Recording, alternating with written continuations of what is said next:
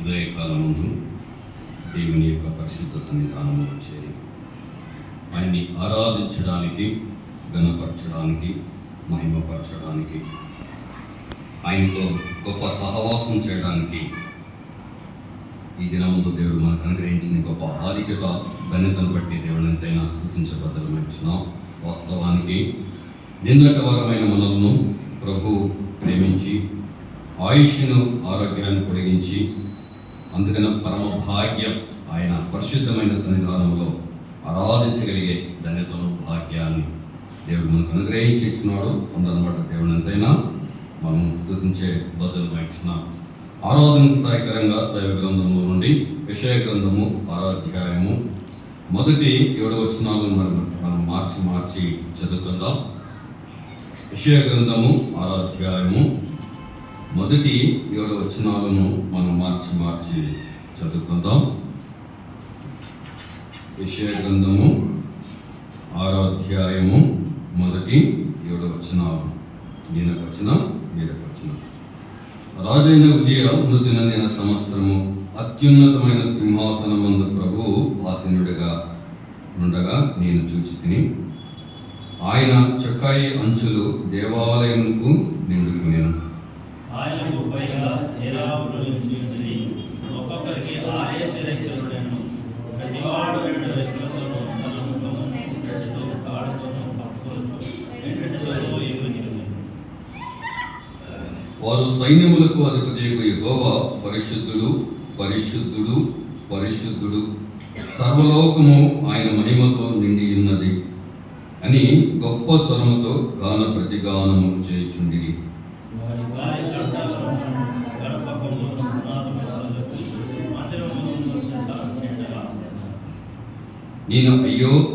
నేను అపవిత్రమైన పెదవులు గలవాడను, అపవిత్రమైన పెదవులు గల జనముల మధ్య నివసించువాడను. నేను నశించి తిని, రాజును సైన్యముల అధిపతియగు యెహోవా నేను అనులారా చూచి తిని అనుకుంటుని.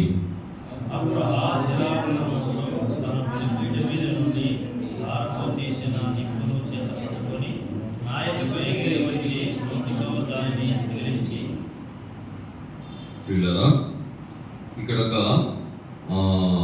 భక్తుడు మనకు కనబడతాడు కదండి. ఏ భక్తుడు రాశాడు ఈ మాటలను?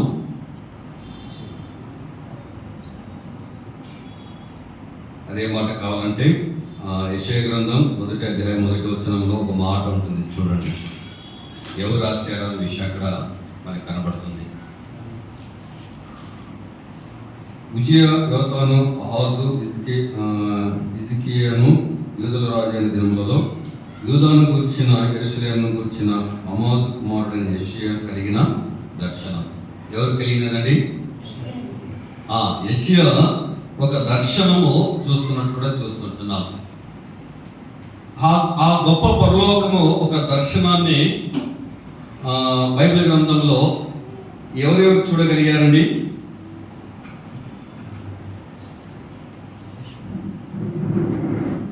అంటే ఇక్కడ యెషయా ఆ పరలోక దర్శనాన్ని చూస్తూ ఉంటున్నాడు. రెండోదిగా దానియేలు ఒక పరలోక దర్శనాన్ని చూస్తూ ఉంటున్నాడు.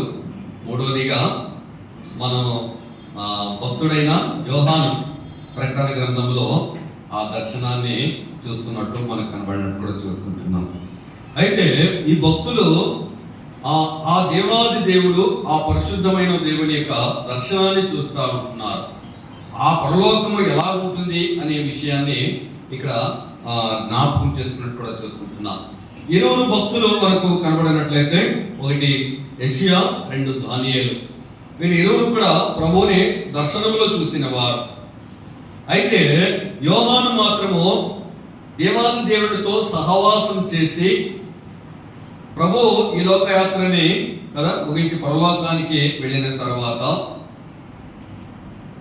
2 విధాలుగా యోహాను దేవుడితో సహవాసం కలిగిన వాడిగా చూస్తుంటున్నాము. ఒకటి, భూలోకంలో ఉన్నప్పుడు దేవుడితో సహవాసం కలిగి ఉన్నాడు, దేవుణ్ణి ఆరాధించిన వాడుగా కనబడుతూ ఉంటున్నాడు. రెండవదిగా ఈ లోకం నుండి ఆయన పరలోకానికి ఆరోహణమై వెళ్ళిపోయిన తర్వాత యోహాను కూడా ఆ పరలోక దర్శనాన్ని ఆ ప్రభువుని యేసుక్రీస్తు వారిని కనులారా చూస్తూ ఆయన్ని ఆరాధిస్తున్న విధానాన్ని మనం జ్ఞాపకం చేసుకుంటున్నాం. నాకు తెలిసిన మట్టుకు 3 అనుకుంటున్నాను. ఇంకా ఉన్నట్టయితే తెలియజేయండి, నేను కూడా నేర్చుకుంటున్నా ఆరాధనలు. అయితే ఇక్కడ మనం జ్ఞాపకం చేసుకుంటున్నాం ప్రభువైన యేసుక్రీస్తు వారు ఆయన ఎక్కడున్నాడు అని ఆలోచన చేసినట్లయితే అత్యున్నతమైన సింహాసనం మీద ఉన్నవాడు అనే విషయాన్ని 6వ అధ్యాయం 1వ వచనంలో మనకి కనబడుతూ ఉంటున్నది. ఆయన ఎక్కడున్నవాడు? అత్యున్నతమైన సింహాసనం అంటే ఆ ఉన్నతమైన సింహాసనం మీద ఆయన తప్ప మరి ఎవరు కూడా లేరు అనే విషయాన్ని మనం జ్ఞాపకం చేసుకోవాల్సిన వారంగా ఉంటున్నాం. ప్రభు ఆసనుడే ఉండగా నేను చూచి తిని ఆయన చొక్కాయి అంచులో దేవాలయమునకు నిండుకొని ఉండేను అనే మాట చూస్తుంటున్నాం. చూడండి, ఆయన చొక్కాయి అంచులు దేవాలయమునకు నిండుకొని ఉండేను అనే మాట చెబుతూ ఆయనకు పైగా సేరేబులు నిలిచి ఉండేది. ఆరాధించడానికి ఎవరు వచ్చారు? అక్కడ సేరేబులు వచ్చింది అనే మాట చూస్తుంటున్నాం. అక్కడ సేరేబులు అని వేసి ఒకటి కింద ఒక మాట వేస్తాడు. ఏం వేస్తారు అక్కడ? మహాదూతలు ఉన్నారు. మరి ఇంకెవరున్నారు? మహాదూతలు ఉన్నారు. చాలా గొప్పవారు దేవుని ఆరాధించడానికి వచ్చినట్టు మనం జ్ఞాపకం చేసుకోవాల్సిన వారంగా ఉంటున్నాం. ఒక్కొక్కరికి 6 రెక్కలు ఉండేను. ప్రతివాడు 2 రెక్కలతో తన ముఖములను 2 రెక్కలతో తన ముఖములతో 2టితో తన కాళ్ళను కప్పుకొనొచ్చు 2టితో ఎగురొచ్చుండేను అనే మాట చూస్తుంటున్నాం. అయితే వీళ్ళు ఇక్కడ ఆరాధిస్తూ ఉంటున్నారు, ప్రభువుని ఘనపరుస్తూ ఉంటున్నారు, కానీ ఆ ప్రభువుని చూడలేకపోతా ఉంటున్నారు. వాస్తవమా కాదా? ఆ మాటలు ఇక్కడ రాయబడ్డది.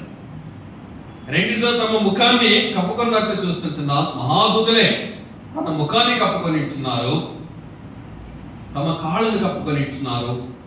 కప్పుకొని అక్కడ ఏమని ఆరాధిస్తున్నారంటే సైన్యములకు అధిపతియకు యెహోవా పరిశుద్ధుడు పరిశుద్ధుడు పరిశుద్ధుడని వాళ్ళ ఆరాధింపబడుచున్న వారుగా మనం కనబడినట్టు కూడా చూసుకుంటున్నాం. ఎందుకు ప్రభువుని వారు చూడలేకపోయారు అంటే ఆయన తేజస్సు కలిగిన వాడు, కోటి సూర్యుల కన్నా తేజస్సు కలిగిన వాడు. ఆయన్ని చూసి ఎవరు బ్రతకలేరు. అంత తేజస్సు కలిగిన ప్రభువుని వాళ్ళు చూడలేకపోతా ఉంటున్నారు. వాళ్ళు ఆ ప్రభుని ఎప్పుడు చూశారన్నా? చూశారా వాళ్ళు? కావాలంటే చూడండి, లోక రాసిన సువార్త 2వ అధ్యాయంలో ఆ మాట చూస్తాం కదా. అంతవరకు ప్రభుని చూడలేదు. ఒక ఆతృత ఉంది ప్రభుని చూడాలని, ప్రభుతో సహవాసం చేయాలని, ప్రభు ముఖ కాంతి ఎలా ఉంటుందో చూడాలని. ఆ మాటను అక్కడ మనం జ్ఞాపకం చేసుకుంటున్నాం కదండి. లోక రాసిన సువార్త 2వ అధ్యాయం 13వ వచనంలో ఆ మాట ఉంటుంది కదండి. 2వ అధ్యాయం 13వ వచనంలో ఒక మాట ఉంది. ఏంటంటే వెంటనే అక్కడ పరలోకంలో ఒక ఆరాధన ఎల్లప్పుడూ జరుగుతున్న ఆ ప్రభువుని ఆరాధిస్తుంటున్నారు, ఘనపరుస్తుంటున్నారు, మహిమపరుస్తుంటున్నారు. కానీ అయితే ఎప్పుడైతే ప్రభు ఆ పరలోకాన్ని వదిలాడో, ఆయన భూమికి వచ్చాడో, వచ్చిన వెంటనే కదా, ఆ మాట చాలా చక్కగా వెంటనే పరలోక సైన్య సమూహం ఆ దూతతో కూడా నుండి సర్వోన్నతమైన స్థలంలో దేవునికి మహిమయు ఆయనకి ఇష్టలైన మనుషులకు భూమి మీద సమాధానం కలుగునకు దేవునికి స్తోత్రము చేయించుండి. వాళ్ళు ఎక్కడి నుండి వచ్చిన వారు? ఆ కింద భాగాలను రాసి కదండి. 15లోనే ఆ మాట ఉంటుంది. ఆ దూతలు తమ ఎదురు నుండి పరలోకంకి వెళ్ళిన తర్వాత, అంటే వాళ్ళు పరలోకాన్ని నుండి దిగి వచ్చిన వారు. ఇక్కడ అంతకు ముందు ప్రభువును చూడలేదు, ఆయన ముఖకాంతిని చూడలేదు. కానీ ఎప్పుడైతే ఆయన మానవ రూపముగా ఆయన ధరించి లోకానికి వచ్చి ఇచ్చినాడో, ఆ ప్రభువుని దర్శించడానికి, ఆ ప్రభువుతో సహవాసం చేయడానికి, ఆయన ముఖకాంతిని చూడడానికి, ఆయన ఆరాధించడానికి, ఆయన ఘనపరచడానికి పరలోక దూత సైన్యమంతా వచ్చినట్టు కూడా చూస్తుంటున్నా. ఇంకా పరలోకంలో ఎవరు మిగలేదు, అందరూ కూడా ప్రభువుని చూడడానికి వచ్చిన వారుగా చూస్తుంటున్నారు. ఎంత గొప్ప ఆధిక్యత, ఎంత గొప్ప ధన్యత. ఆ దినమందే వాళ్ళు ప్రభువుని చూశారు. మానవ శరీర రూపాన్ని ధరించుకుని ఆ ప్రభువుని ఆ రోజే చూశారు. ఆ దూతలు మహాదూతలు కదండి, ఎంత గొప్ప ధన్యత. అయితే ఆ దూతలు ఇక్కడ జ్ఞాపకం చేసుకున్నట్లయితే ప్రభువుని ఆరాధిస్తున్నట్టుగా మనం జ్ఞాపకం చేసుకుంటున్నాం. ఏమని ఆరాధిస్తున్నారంటే, పరిశుద్ధుడు పరిశుద్ధుడు పరిశుద్ధుడు, సర్వలోకము ఆయన మహిమతో నిండి ఉన్నది అని గొప్ప స్వరముతో గాన ప్రతిగానములు చేయుచుండిరి. పరలోకములో ఏమున్నది? గానమున్నది.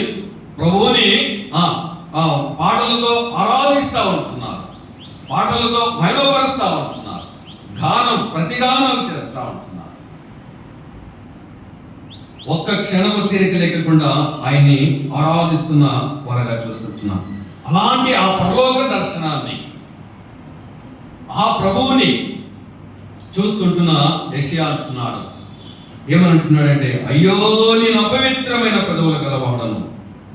చూడండి, ప్రభువుతో సహవాసం చేస్తున్న ఈ యొక్క యెషయా తెలియజేస్తా ఆ దర్శనాన్ని చూస్తా అంటా ఉన్నాడు. ఆ దర్శనంలో, నేను అయ్యో అపవిత్రమైన పెదవుల గలవాడను, అపవిత్రమైన పెదవుల జనుల మధ్య నివసించు వాడను. మానవుడు ఎలాంటి వాడిని ఒకసారి ఆలోచన చేసినట్లయితే కదండి, అపవిత్రమైన పెదవులు గలవారు, అపవిత్రమైన మనుషుల యొక్క నివసించేవారు అని తెలియజేస్తూ, నేను నశించితే రాజునైన సైన్యములకు అధిపతి యెహోవా నేను కన్నులారా చూచి అనుకుంటుని. చూడండి, ఆ దేవుణ్ణి కన్నులారా చూసిన ఆ యెషయా ఆలోచన చేస్తున్నాడు. అప్పుడు ఆ శరీరములో ఒకడు తన బలిపీఠం నుండి కారుచు తీసిన నిప్పును చేత పట్టుకొని నా ఎద్దుకు ఎగిరి వచ్చి నా నోటికి దానిని తగిలించి. చూడండి, ఆ దినమందు ఆయన్ని పరిశుద్ధపరచడానికి ఆ పరలోకములో ఉంటున్న ఆ బలిపీఠం మీద ఉంటున్న ఆ నిప్పును యెషయా యొక్క నోటికి తగిలించినట్టు కూడా చూస్తుంటున్నాం. అందుకే కింద భాగాలు మనం జ్ఞాపకం చేసుకున్నట్లయితే 6వ అధ్యాయం 7వ వచనంలో ఈ మాట ఉంటుంది, ఇదిగో నీ పెదవులకు తగిలిన కనుక నీ పాపముని ప్రాయశ్చిత్తమాయను, నీ దోషము తొలగిపోయినను.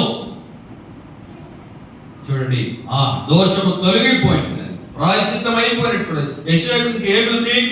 దోషము తొలగిపోయినట్టు కూడా చూస్తుంటున్నా, ప్రాయశ్చిత్తం అయిపోయినట్టు కూడా చూస్తుంటున్నా.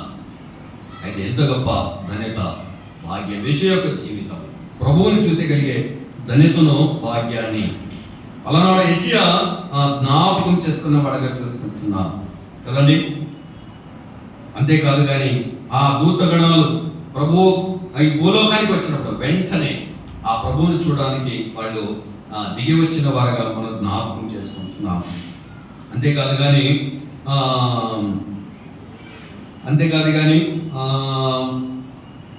ప్రకటన గ్రంథంలో కూడా ఆ మాట చాలా చక్కగా మనం జ్ఞాపకం చేసుకుంటాం కదండి. 4వ అధ్యాయం 8వ వచనంలో,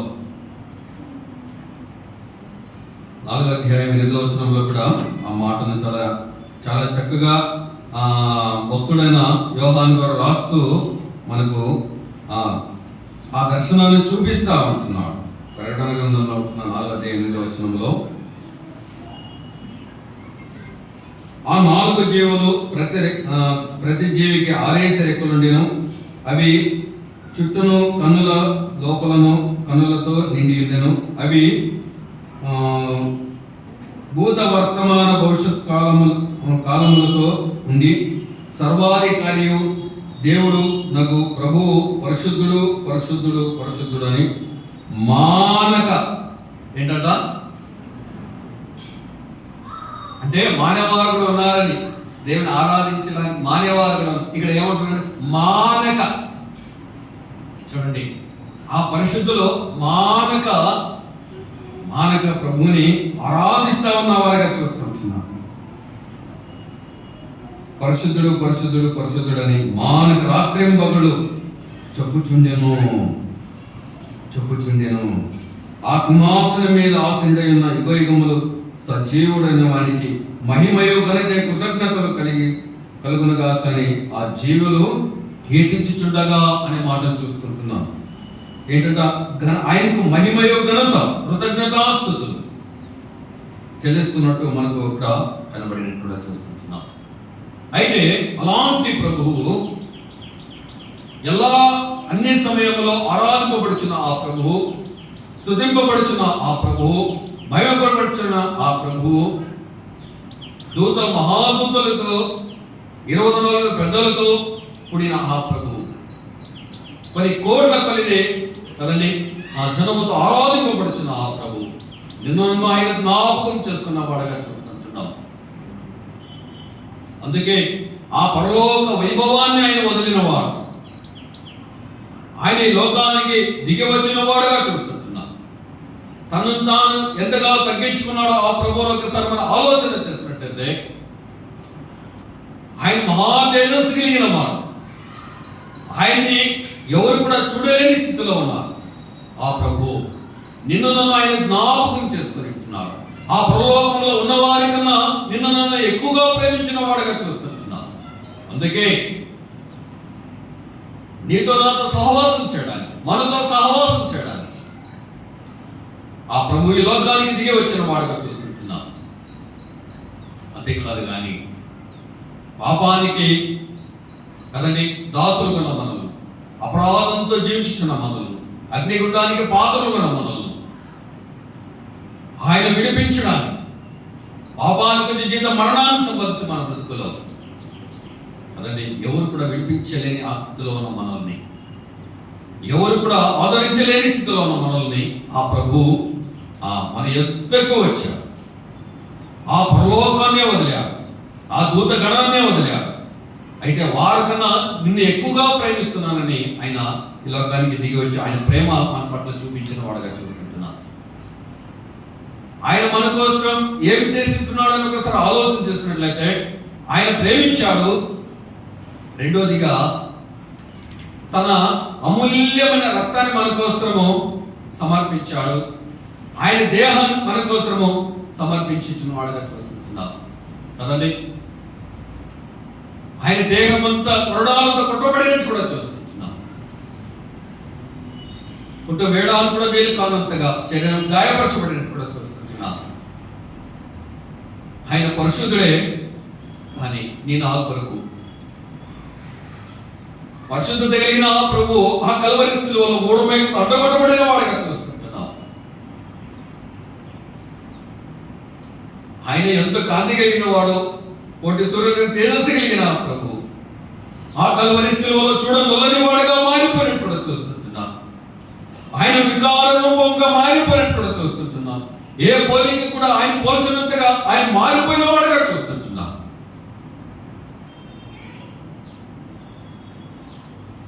ఆయన సొగసును స్వరూపాన్ని కోల్పోయిన వాడుగా చూస్తుంటున్నాం.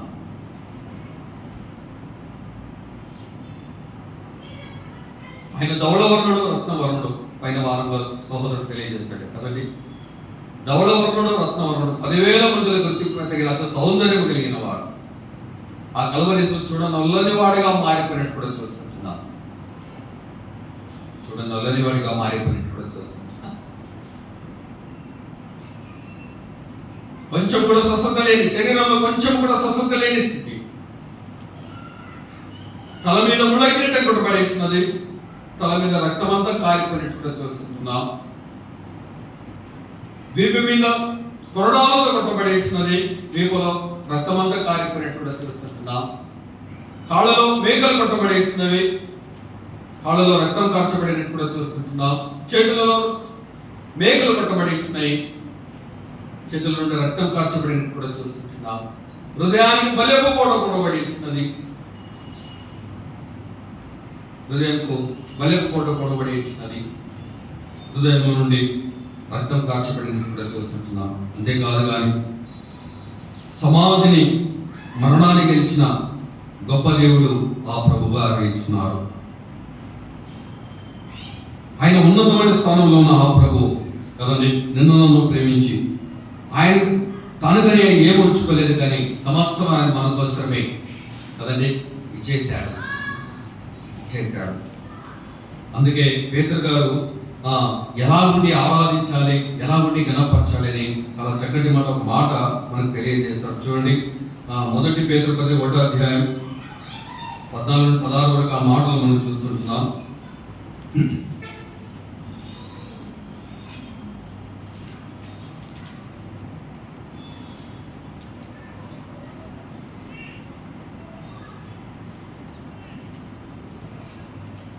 1:14 ఒక మాట ఉంటున్నది. నేను పరిశుద్ధుడనై ఉన్నాను కనుక మీరును పరిశుద్ధులై ఉండండి అని రాయబడి ఉన్నది. కాగా మీరు విధేయులై పిల్లలై మీ పూర్వపు అజ్ఞాన దశలో మీకుండిన ఆశలను అనుసరించి ప్రవర్తింపక మిమ్మును పిలిచిన వాడు పరిశుద్ధుడై ఉన్న ప్రకారము మీరును సమస్త ప్రవర్తన యందు పరిశుద్ధులై ఉండుడి. ఎలా ఉండి ఆరాధించాలంటున్నాడు? పరిశుద్ధత కలిగి ఆయన ఎవరు? ఆయన పరిశుద్ధుడు. మనం ఎలా ఉండి ఆరాధించాలంట? పరిశుద్ధంగా ఆరాధించాలంట. ప్రభువుని పరిశుద్ధంగా ఆరాధించాలి అని మాటను భక్తుడైన పేతురు ఆయనతో సహవాసం కలిగి ఆయనతో 3.5 సంవత్సరంలో ఉండిన ఆ పేతురు గారు చాలా చక్కటి మాటలను మనకు రాస్తా ఉంటున్నారు. ఆరాధించేవారు ఎలా ఆరాధించాలని తెలియజేస్తున్నానంటే కదా, ఆయన పరిశుద్ధుడై ఉన్నాడు, మీరును పరిశుద్ధులై ఉండి. పూర్వం ఎలా ఉన్నా అజ్ఞాన దశలో ఉన్నాం. ప్రభువుని తెలియకున్నప్పుడు ఆయన ఎంతో బాధపరిచారు. ఇప్పుడు అలా కాదు. అజ్ఞాన దశలో కాదు, మీకుండిన ఆశలను అనుసరించి ప్రవర్తింపక మిమ్మల్ని పిలిచిన వాడు పరిశుద్ధుడైన ప్రకారం మీరున్న సమస్త ప్రవర్తనలందు సమస్తము ప్రవర్తనలందు ఎలా ఉండాలంటే పరిశుద్ధులై ఉండి అనే మాట చూస్తుంటాం. సమస్త ప్రవర్తన పరిశుద్ధులుగా ఉండి దేవుని ఆరాధించినట్లయితే ఆ పరలోకంలో సమస్తం ఉండేవారంతా పరిశుద్ధులుగా ఉంటున్నారు. ఆయన పరిశుద్ధుడు, అక్కడ ఉన్నవారు పరిశుద్ధులు. ఆరాధించేవారు ఎవరున్నారంటే మనం ఎలా ఆరాధించాలి? పరిశుద్ధత కలిగి ప్రభువుని ఆరాధించే వారంగా, ఆయన గణపరిచే వారంగా, ఆయన మయపరిచే వారంగా ఉండవలసిన వారంగా ఉంటున్నాం. మనం ఆయన శరీరంలో ఆయనకు బలలో చేపేస్తుంటున్నప్పుడు అపరిశుద్ధత కలిగి చేయవేయకూడదు. కానీ మనలో మనం పరీక్షించుకొని ఆయన బలలో చేవేసినట్టయితే ఆయనకి మహిమ, లేకపోతే శిక్ష ఉంటున్నది, బలహీనత ఉంటున్నది, అనారోగ్యత ఉంటున్నది, మరణం ఉంటున్నది. అలాంటి దానికి మనం చోటుని ఇవ్వకుండా ఆయన పరిశుద్ధత కలిగి జీవించవలసిన వారిని అంటున్నారు కదండి. ఆయన ఆరాధించేవారు ఆత్మతోనూ సత్యమతోనూ ఆరాధించేవారని మనం చూస్తుంటున్నాం. అలా ఆరాధించి ఆయన్ని మహిమపరచును కాక.